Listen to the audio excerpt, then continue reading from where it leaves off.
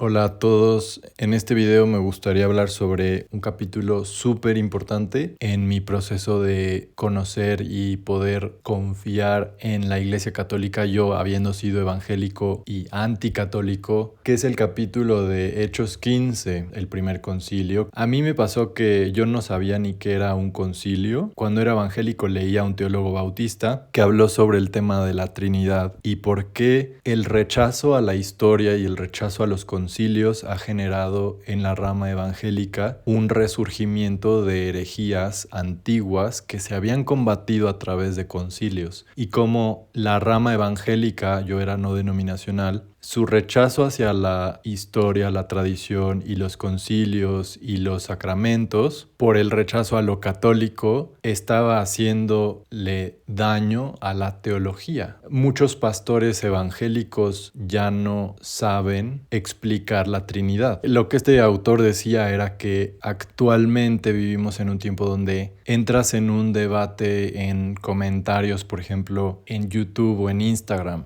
y cada uno defiende un punto opuesto y cada uno utiliza versículos para defender su punto. Entonces todos usan versículos para defender incluso cosas como que la Trinidad es pagana, o que Jesús no es Dios, o que Jesús dejó de ser Dios cuando vino a la tierra. Cosas así, ¿no? Lo viví, está en lugares como dentro de la rama evangélica, está en movimientos populares. Entonces lo que este autor decía era como el rechazo a los concilios está generando una vuelta a las herejías antiguas que ya se habían combatido y cómo debíamos volver a los concilios. Esa fue mi primera introducción a la existencia de concilios. Yo no sabía que existían concilios. Y bueno, esto después me fue llevando a una investigación de los padres de la iglesia y después finalmente pude verlo en la escritura, lo cual fue algo que cambió cómo yo entendía la iglesia y cómo yo entendía la autoridad, etc. A partir de ahí todo lo demás tuvo sentido. Había una pieza que faltaba. O sea, yo antes, siendo evangélico, nunca había profundizado en el tema del orden eclesial. Nunca había profundizado en el tema de cómo se vivía ese orden eclesial en Hechos y los primeros 8 siglos de la iglesia.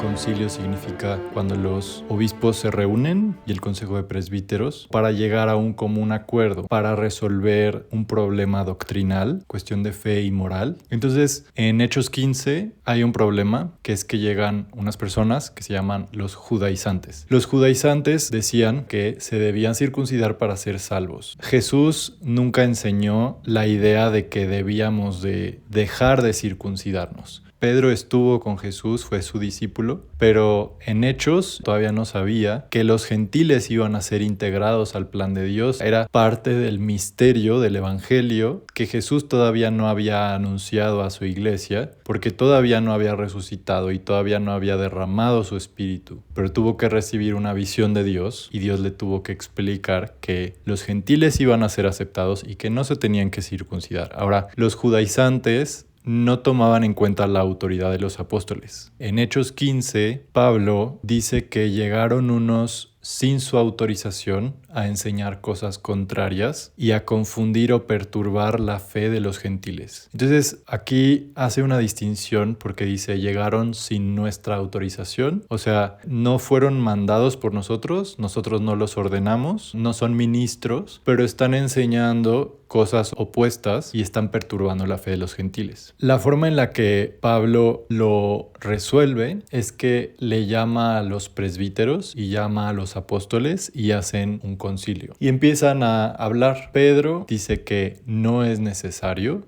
Y después Santiago hace una aplicación pastoral. Digamos que los documentos pastorales no son universales para toda la iglesia, sino que son consejos pastorales de cómo aplicarlo en ciertos contextos. En ese contexto, por ejemplo, lo aplican dadas las tentaciones comunes de ese tiempo. Lo que les prohibían era alejarse de comida sacrificada a los ídolos, la sangre y la inmoralidad sexual. De estas tres cosas, la única que sí sigue vigente para los cristianos es obviamente la inmoralidad sexual. Entonces Pedro hace una declaración de doctrina, Santiago la lleva a aplicación pastoral para las iglesias y después mandan a Pablo a leer esas cartas a las iglesias para aclarar este problema. Entonces definen la interpretación de los mandamientos, cómo vivir tu fe, si te tienes que circuncidar, si la fe te lleva a la circuncisión o la fe es aparte de las obras de la ley antigua, circuncisión, holocaustos, rituales, Shabbat. Y lo que ellos dicen es no, las obras de la ley ya no son requeridas. Ahora vivimos en un nuevo convenio.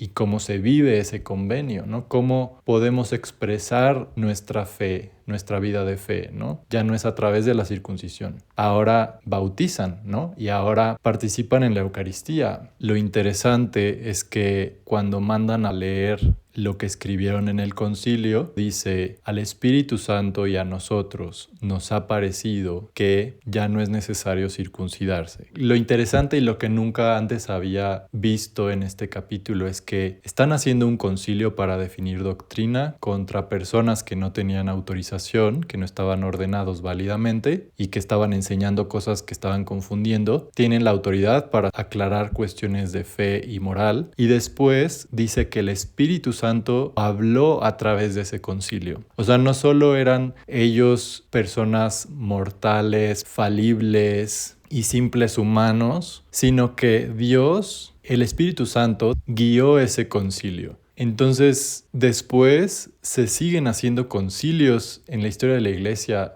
cuando ocurren este tipo de amenazas a la fe. Por ejemplo, cuando la divinidad de Jesús estaba siendo amenazada por el arianismo, crearon el Concilio de Nicea, donde definen la Trinidad y definen que el Hijo no es creado, sino eternamente engendrado de la misma naturaleza que el Padre por quien todo fue hecho. Creemos como cristianos que fue guiado por el Espíritu Santo. Por eso la Iglesia Católica se apoya de concilios y por eso creemos que los concilios, cuando son ecuménicos y cuando son aprobados por el obispo de Roma, el sucesor de Pedro, entonces son infalibles cuando hacen declaraciones sobre fe y moral para toda la Iglesia, como la Trinidad o la divinidad de Jesús. Sabemos que son infalibles porque no vinieron del razonamiento humano, sino del Espíritu Santo, el cual forma la Iglesia y el cual habita la Iglesia.